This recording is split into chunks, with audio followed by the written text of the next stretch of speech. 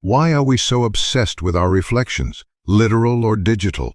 From glossy selfies to curated social feeds, it seems humanity has never been more entranced by its own image. But is this modern phenomenon truly new?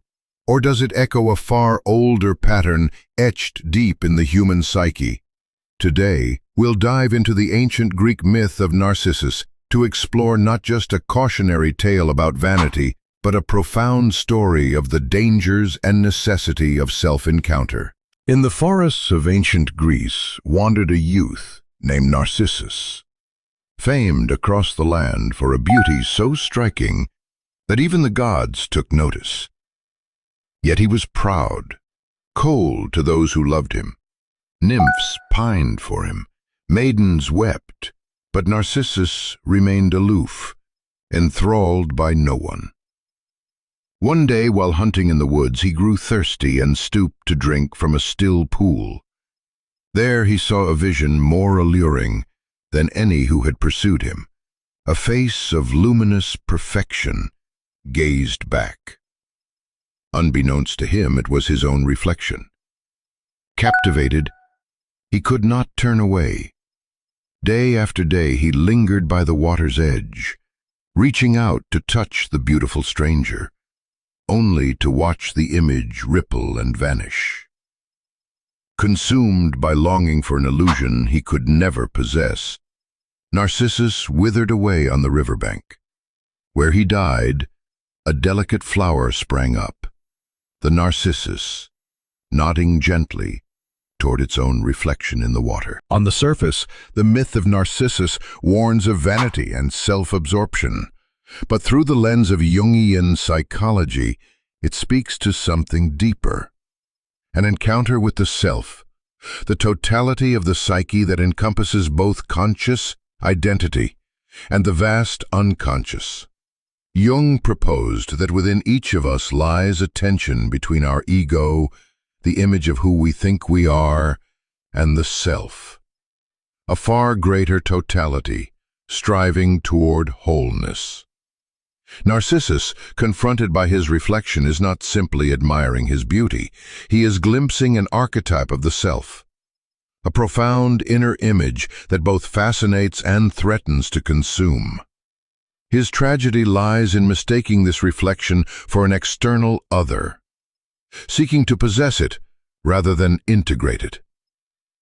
Rather than moving toward individuation, a Jungian term for the lifelong process of unifying the conscious with the unconscious, he becomes trapped in a hall of mirrors, unable to transcend his own image. Joseph Campbell might frame this as a hero who fails his journey. Instead of venturing beyond the known, confronting the shadow and returning transformed, Narcissus stalls at the threshold.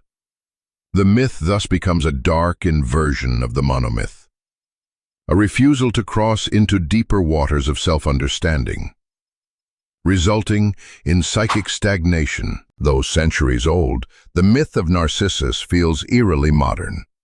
Today we carry pools of water in our pockets, our smartphone screens, ever ready to show us our likeness, curated and filtered. Social media platforms thrive on this endless gaze, encouraging us to build idealized reflections for others and ourselves to adore. But narcissism, in its clinical or colloquial forms, isn't just about vanity. It's often rooted in a fragile sense of self, a desperate need to affirm our worth through external validation. Like Narcissus, we may become fixated on the image, neglecting the deeper journey inward, toward integrating our complexities, our shadows, our unloved parts. We see this archetype echo across popular culture. In Oscar Wilde's Dorian, whose portrait bears the corruption of his soul while he remains outwardly flawless. Or in countless films where characters pursue hollow perfection at the cost of their humanity.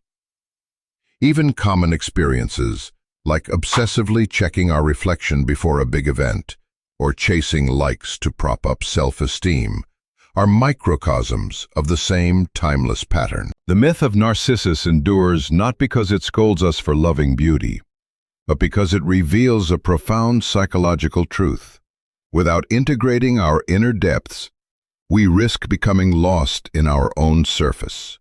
True growth demands more than gazing at our reflection. It asks that we dive into the water, confront what lies beneath, and emerge transformed. So where do you see the myth of Narcissus playing out today? In your life, in technology, or in the stories we tell? Let us know your thoughts in the comments. Until next time, keep exploring the archetypes that shape us all.